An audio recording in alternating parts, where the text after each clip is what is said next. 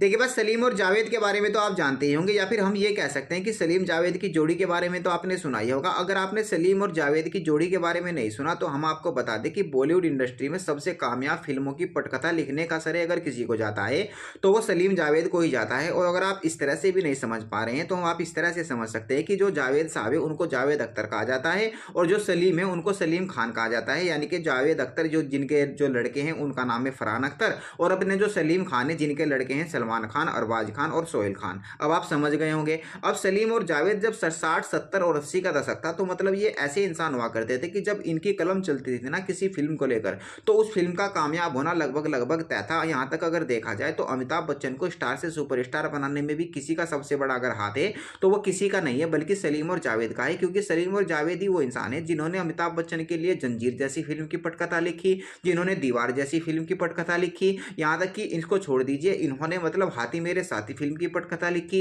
यहाँ तक कि भारत की सबसे बड़ी कामयाब फिल्म कही जाने वाली शोले जैसी फिल्मों की पटकथा भी इन्हीं की कलम से लिखी गई है। लेकिन उसके अलावा भी बहुत सारी ऐसी फिल्में हैं जिनकी पटकथा इन्होंने लिखी है। मिस्टर इंडिया फिल्म की पटकथा भी जो है सलीम जावेद ने लिखी है। लेकिन सलीम जावेद के पास एक बार हुआ कैसा कि बस अब राजेश खन्ना आते हैं और मतलब हाथ पैर जोड़ने लगते हैं, एक तरह से अगर कहा जाए तो गिड़गिड़ाने लगते हैं। हालांकि अगर देखा जाए तो जो राजेश खन्ना थे और जो सलीम जावेद थे उनके बीच जो है आपसी रिश्ते ठीक नहीं थे, लेकिन उसके बावजूद भी जो राजेश खन्ना थे, राजेश खन्ना को यह पता था कि भाई साहब अगर मैं ये फिल्म सलीम और जावेद के पास लेकर नहीं जाऊंगा तो ये फिल्म कामयाब फिल्म नहीं बन सकती। और मतलब वो लालच में आकर एक ऐसा काम कर देते हैं राजेश खन्ना जिसकी वजह से उनको जो है सलीम और जावेद के पास आना पड़ता है, उनके उनके साथ उनके पास गिड़गिड़ाना पड़ता है, और जिस वजह से हालांकि सलीम और जावेद मान जाते हैं और राजेश खन्ना की फिल्में जो है रद्दोबदल कर देते हैं। कहानी किस तरह से शुरू होती है जरा वो सुनिए।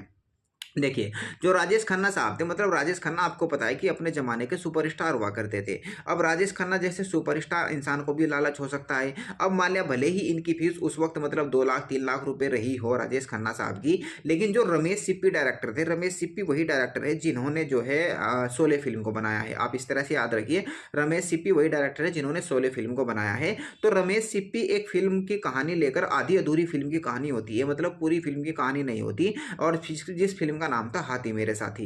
अब हाथी मेरे साथी नाम करके मतलब हाथी मेरे साथी टाइटल से एक फिल्म बनाई जाती है जिसकी आधी कहानी जो है रमेश सिप्पी राजेश खन्ना को सुनाते हैं। लेकिन रमेश सिप्पी क्या करते हैं कि राजेश खन्ना जैसे सुपरस्टार को इस फिल्म के लिए 4 करोड़ रुपए का ऑफर 4 लाख रुपए का ऑफर दे देते हैं कि भाई साहब मैं आपको 4 लाख रुपए दूंगा, आप इस मेरी फिल्म में काम कर लीजिए। राजेश खन्ना को लालच आता है, वो मान जाते हैं। लेकिन जब राजेश खन्ना फिल्म की स्क्रिप्ट को पढ़ते हैं तो उनको पता चलता है कि भाई साहब अगर मैंने ये फिल्म कर ली तो मेरा तो बॉलीवुड से बोरिया और बिस्तरा बन जाएगा, या फिर मुझे बॉलीवुड को टाटा बाय बाय कहना पड़ जाएगा।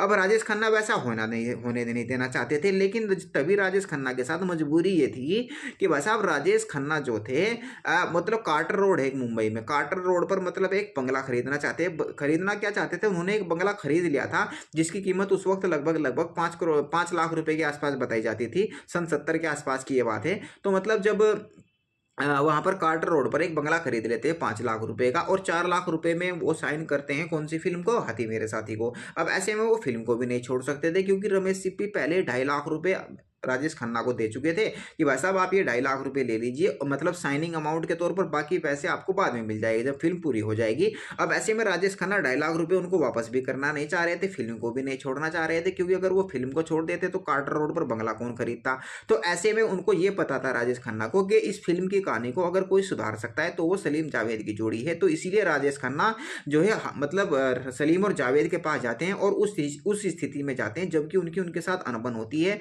मतलब वो उनसे कहते हैं कि भाई साहब आप कुछ भी करिए, मेरी इस फिल्म में जो है इस फिल्म की कहानी को सही कर दीजिए, मतलब सुधार दीजिए, इसमें कुछ बदलाव कर दीजिए जिस कारण ये फिल्म जो है चल जाए। हालांकि अगर देखा जाए तो उसके लिए सलीम और जावेद ने राजेश खन्ना से रमेश सिप्पी से मोटी फीस मांगी और जो उन्होंने दे भी दी। और लेकिन उसके बाद जो हुआ वो मतलब सच में काबिले तारीफ काम हुआ कि भाई साहब सलीम और जावेद ने फिल्म की पटकथा में चेंज किया, कहानी को पूरी तरह से बदल दिया। और जब कहानी को बदलकर जो है बड़े पर्दे पर दिखाया गया, राजेश खन्ना ने उसमें एक्टिंग की, तो भाई साहब ये फिल्म जो है जानवरों के मतलब जानवरों के प्रति जो प्यार इस फिल्म में दिखाया गया उसमें जो है अलग तरह का जो मतलब अगर देखा जाए एंटरटेनमेंट जो है सलीम जावेद की जोड़ी ने कहानी में डाल दिया था और यह फिल्म उस वक्त की ब्लॉकबस्टर फिल्म साबित हुई थी। मतलब बहुत मोटा पैसा इस फिल्म ने कमाया था। यहाँ तक कि ये भी कहा जाता है कि सलीम जावेद को जो है सलीम जावेद जो आज फिल्म इंडस्ट्री में टिके हुए हैं वो सिर्फ इसी एक फिल्म की वजह से टिके हुए हैं, क्योंकि इस फिल्म में सलीम और जावेद ने भी मोटी फीस रमेश सिप्पी और राजेश खन्ना से ली थी।